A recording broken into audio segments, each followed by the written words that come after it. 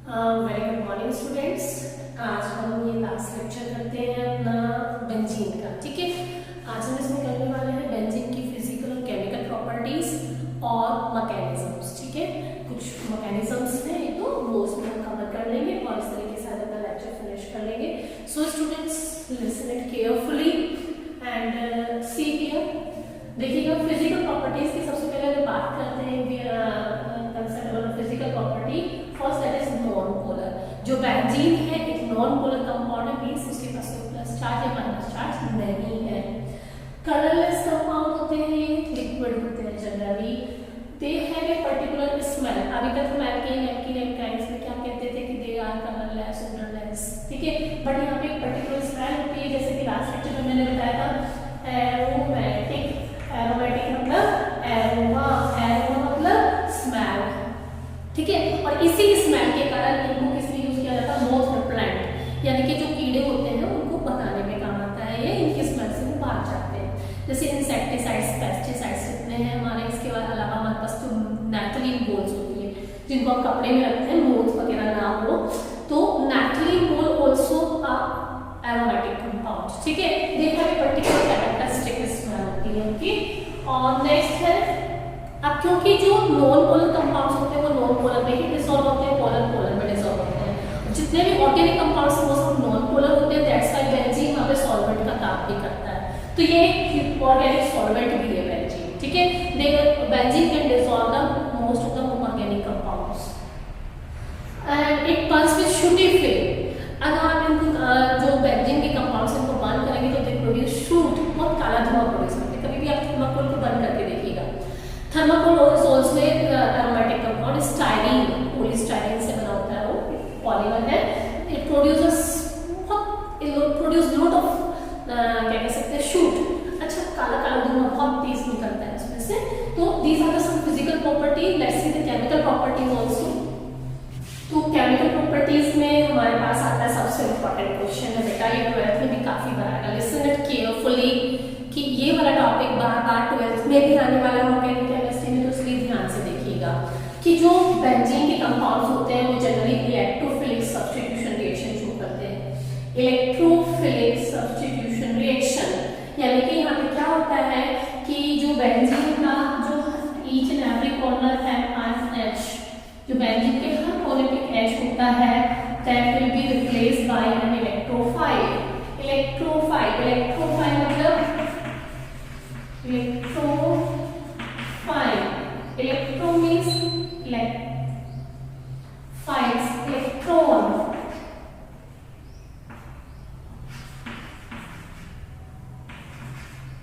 File means loving, यानी कि electron loving species, यानी कि जो इलेक्ट्रॉन को लव कर मींस वो खुद क्या होगा, पॉजिटिव। यानी कि यहाँ पर इलेक्ट्रोफाइल आएगा, इलेक्ट्रोफाइल पे कैसा चार्ज होगा, पॉजिटिव चार्ज, यानी कि पॉजिटिव चार्ज स्पीशीज आएगी और यहाँ से H रिप्लेस हो जाएगा, सब्स्टिट्यूट हो जाएगा और यहाँ इलेक्ट्रोफाइल आएगा। यानी कि यहाँ पे इलेक्ट्रोफाइल में हाइड्रोजन को सब्स्टिट्यूट कर देगा, तो इसे बोलते हैं इलेक्ट्रोफिलिक सब्स्टिट्यूशन रिएक्शन। ओके बेटा, तो एक्चुअली ऐसा इलेक्ट्रोफिलिक सब्स्टिट्यूशन क्यों होता है बेंजीन में? देखिएगा, एक्चुअली बेंजीन में रेजोनेंस होती है। ठीक है, बेंजीन में जब रेजोनेंस होती है तो जब ये इलेक्ट्रोफाइल आता है तो जनरली यहाँ पर ये बॉन्ड ब्रेक हो जाता है इस तरीके से।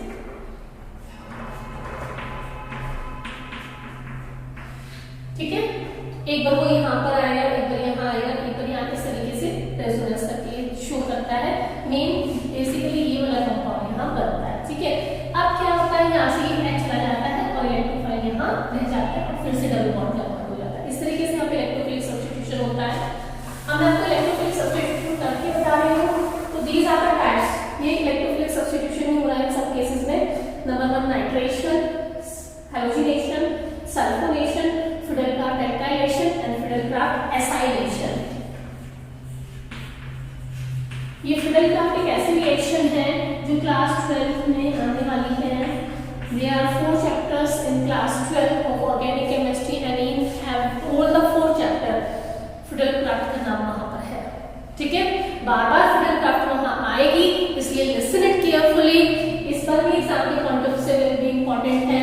मतलब ये बहुत इंपॉर्टेंट रिएक्शन ठीक है, तो सबसे पहले मैं आपको बताती हूँ बेंजीन कैसे रिएक्शन करता है। नाइट्रेशन की बात करते हैं, तो नाइट्रेशन के लिए हम क्या करना पड़ता है, नाइट्रिक एसिड। ठीक है, इसमें हम क्या डालेंगे, कंसंट्रेटेड नाइट्रिक एसिड, तो ये क्या बना लेगा आपका नाइट्रो बेंजीन। ठीक है, और देखिएगा यहाँ से एक H, बेंजीन का यहाँ का H2 और यहाँ का एक H2 निकल जाएगा और ये नाइट्रेशन हो जाएगा। नाइट्रो ग्रुप का आना है नाइट्रेशन कहलाता है, और नाइट्रेशन के लिए हम क्या डालते हैं, HNO3 डालते हैं। तो दिस इज नाइट्रोबेंजीन आपका बन गया। ठीक है, नेक्स्ट मैं बात करती हूँ सल्फोनेशन की।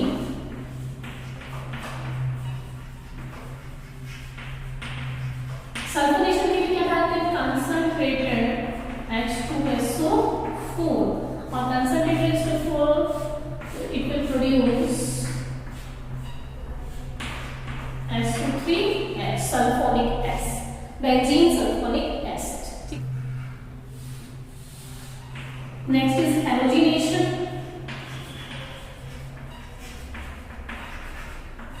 ठीक है, हेलोजिनेशन के लिए मैं हेलोजन डालने से पहले क्लोरीन डाला।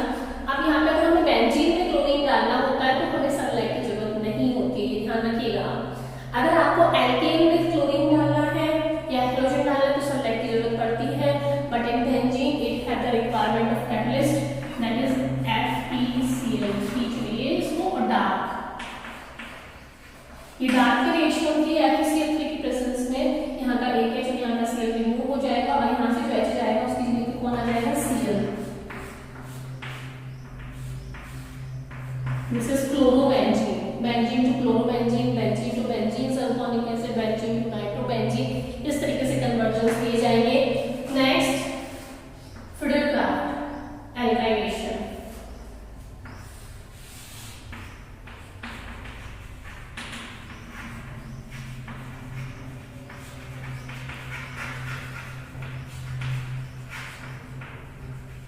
फिडेलक्राफ्ट एल्काइलेशन में हम क्या कर रहे हैं, देखिएगा इसको ध्यान से देख लीजिएगा बेटा। CH3Cl in the presence of anhydrous AlCl3, this is the Friedel Crafts reagent anhydrous AlCl3।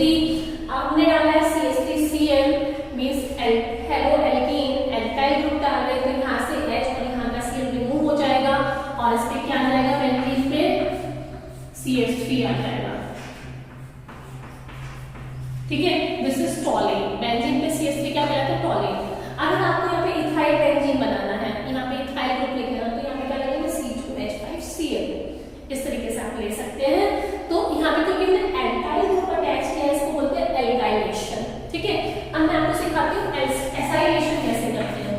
तो एसाइलेशन के लिए हम डालते हैं CH3CuCl in the presence of anhydrous AlCl3। ठीक है, ये कैटलिस्ट का काम करेगा। इससे हमेशा देख लीजिएगा, ये हमेशा पहचान है फिडेलक्राफ्ट की। अब आप क्या करेंगे, यहाँ का Cl और यहाँ का H रिमूव हो जाएगा, बाकी इतना पोर्शन वहां पर बेंजीन पे आ जाएगा and it will form COCH3। ठीक है, and this is एसीटोफिनोल,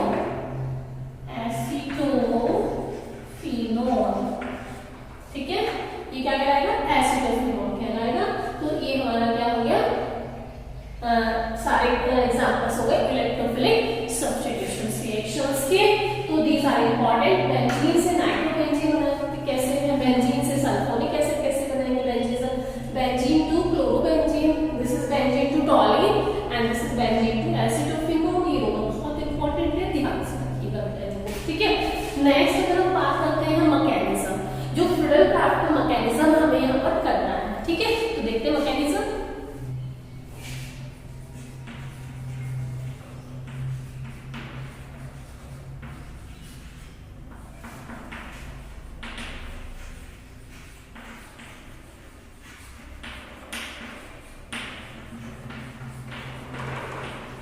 mechanism of Friedel Crafts reaction. ठीक है, देखिए बेटा generation, this is the first step, generation of electrophile. Electrophile कैसे बनता है, जैसे मैं suppose writing the mechanism for this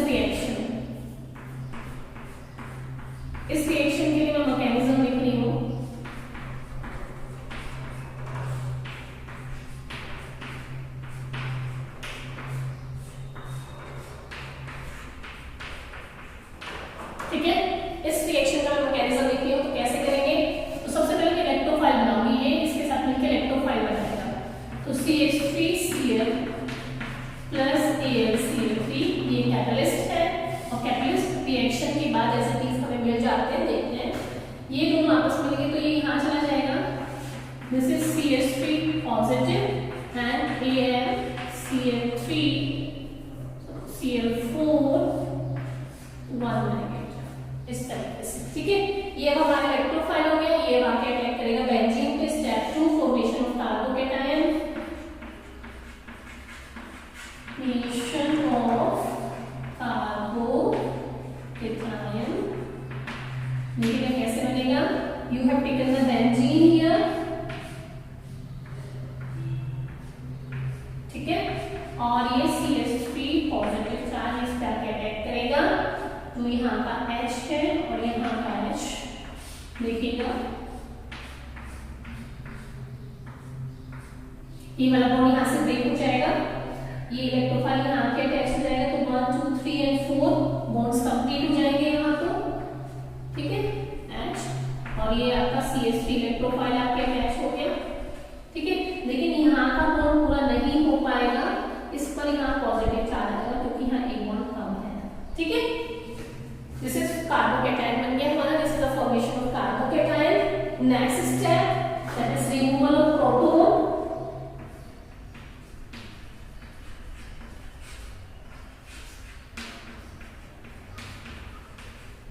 removal of proton, आप जो हम ये वाली स्पीशीज है यहां लिख लेंगे।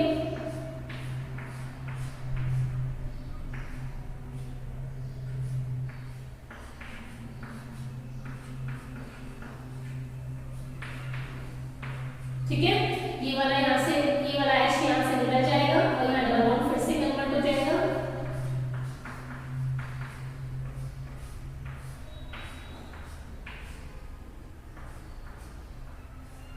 ठीक है, और यहाँ क्या बनेगा CH3। This is total. ठीक है, दिस इज द मैकेनिज्म। पहला स्टेप है जनरेशन ऑफ इलेक्ट्रोफाइल। पहले इलेक्ट्रोफाइल बनेगा इन दोनों के साथ। ठीक है, अब क्या होगा आपका, ये जो H आया है ये किसके साथ रिएक्शन करेगा,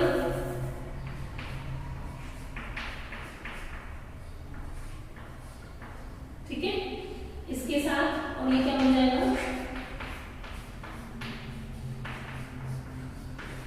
इस तरीके से।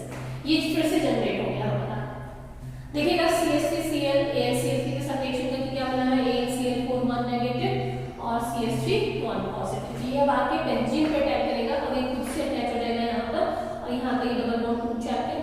ये तो चार बॉन्ड पूरे हुए, लेकिन यहाँ पे बॉन्ड पूरा नहीं हो पाया, positive charge. This is the formation of carbocation. अब ये कार्बोकेटायन इसके साथ रिएक्शन करके, जो ये स्पीशीज बनी थी तो इसके साथ रिएक्शन करेगा, तो यहाँ का ये H और इसका एक Cl जो एक्स्ट्रा अटैच होता है Cl बन जाएगा, और ये AlCl3 फिर से रिलीज हो जाएगा।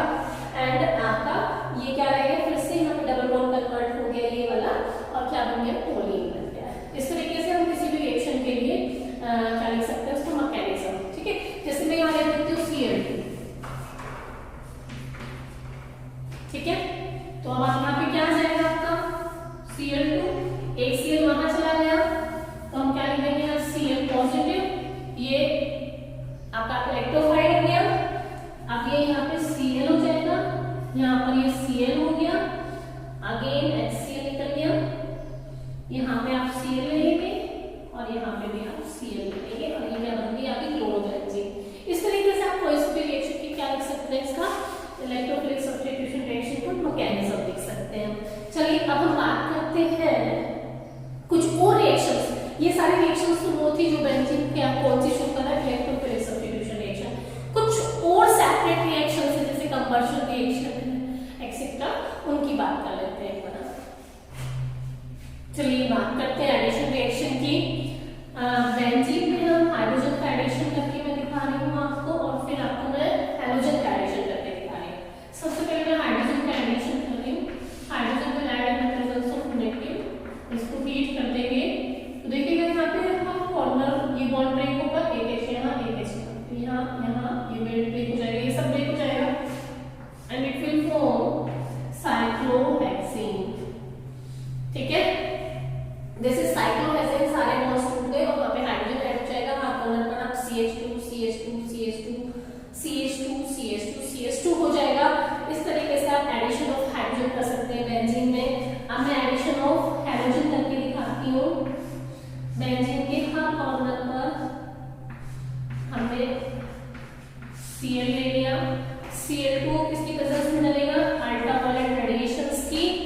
रेजोनेंस में हम डालते हैं तो ये ब्रेक होगा यहाँ Cl और यहाँ Cl, फिर ये वाला ब्रेक होगा यहाँ भी एक Cl यहाँ Cl, ये ब्रेक हो जाएगा एक Cl यहाँ एक Cl यहाँ, इस तरीके से हर कॉर्नर पे क्या है ना Cl।